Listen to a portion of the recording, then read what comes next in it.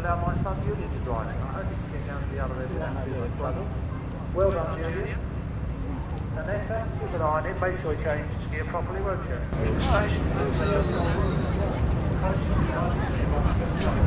You sit it there, like you don't stand there. Thank you very much. Really lovely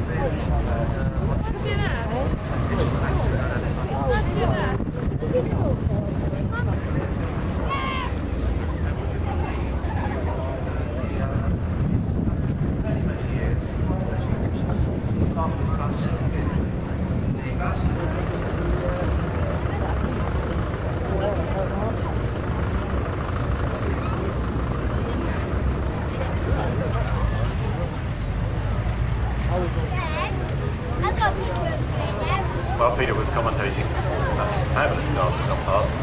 You may have noticed the glider getting airborne being towed aloft. We'll be doing that to music. But in fact, an interesting thing happened earlier on this morning as the glider was mosquito.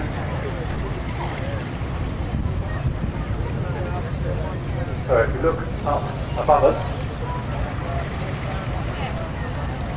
the glider is Glasses Speed 4. Fully aerobatic sailplane, built in 1970. Aerobatics, which you're seeing, can mostly be done with the feet off the rudder pedals. Very little swing when doing aerobatics in this aircraft. Very unusual.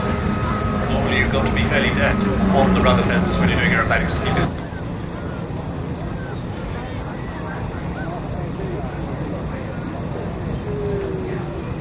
Ground crew getting the land ready. Or the Virgin 747 is coming in.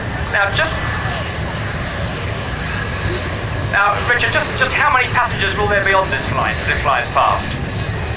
Well, the passengers don't know that they're actually coming in at 500 feet. They're on their way to Heathrow, but I hope we won't get too many complaints.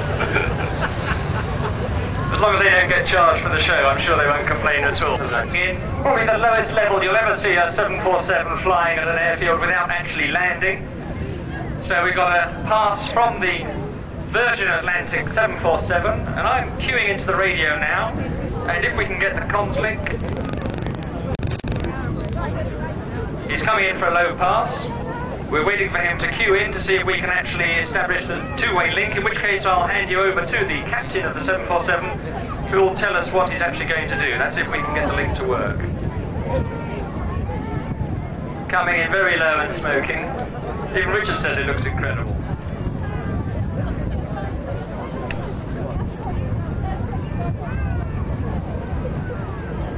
Probably the lowest you'll see a 747 without its undercarriage down. Does that fill your heart with pride, seeing that, Richard? It certainly does. Look at that.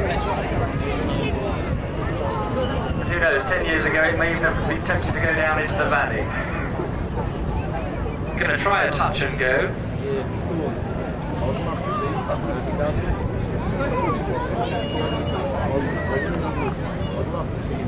And in fact, we've actually got we've got somebody in the crowd with an airband radio who's got the pilot. So here he is. Ladies and gentlemen, the very same aircraft will be departing out of the John F. Kennedy. We're just coming by now. I hope you've got a very good view of the airplane. Like the colour scheme, the white with the red emblem on the tail round. Hope you have a very fine day today, folks. And hope you enjoy the rest of the show. Thank you, goodbye.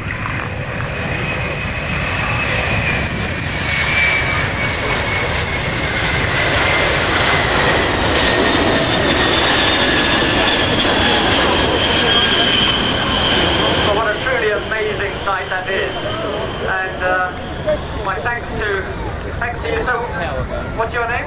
Steve Danaher. Thank you, Steve Danaher, an engineer for British Airways. So there we go.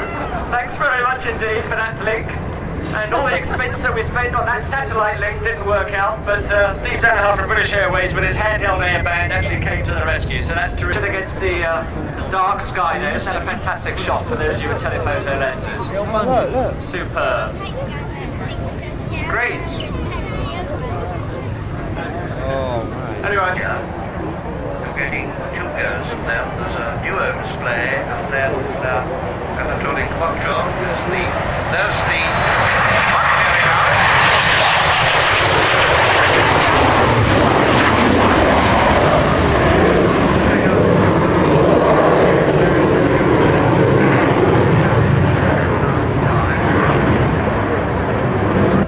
Navigator Flight Attendant Tim Robbins.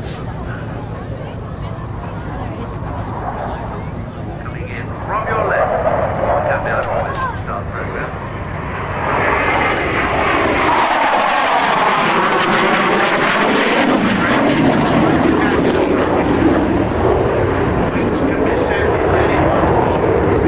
Optimum position for very fast, very low level of range.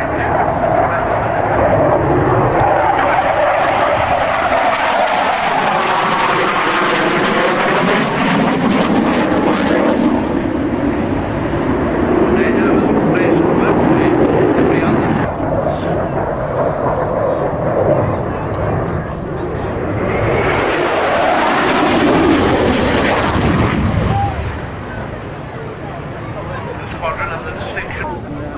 Running into the left again, yes.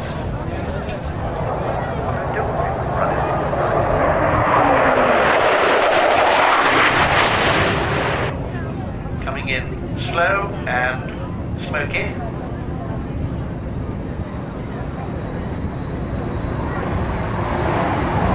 Feeling very prominent, the naval walk. Buccaneer still retained.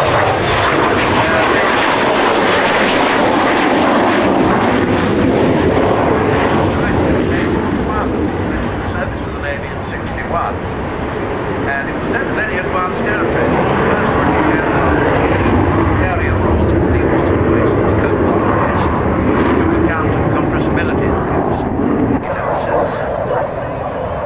And the Royal Air Force took over the naval aircraft as well as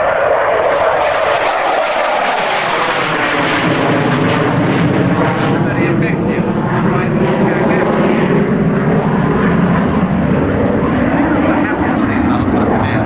For a very, very long.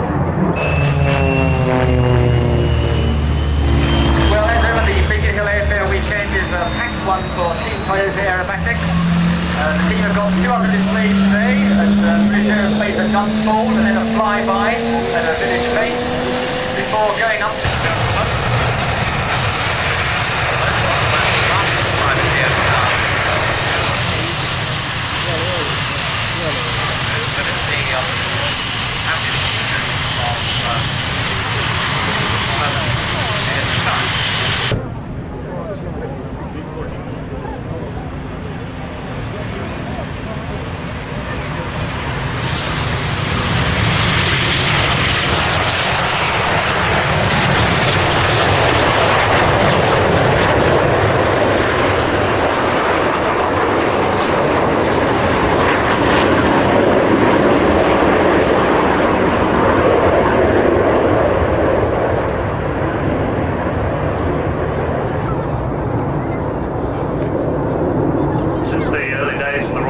Since had a long tradition of formation aerobatic display teams. After the Second World War, the Royal Air Force was always represented by a frontline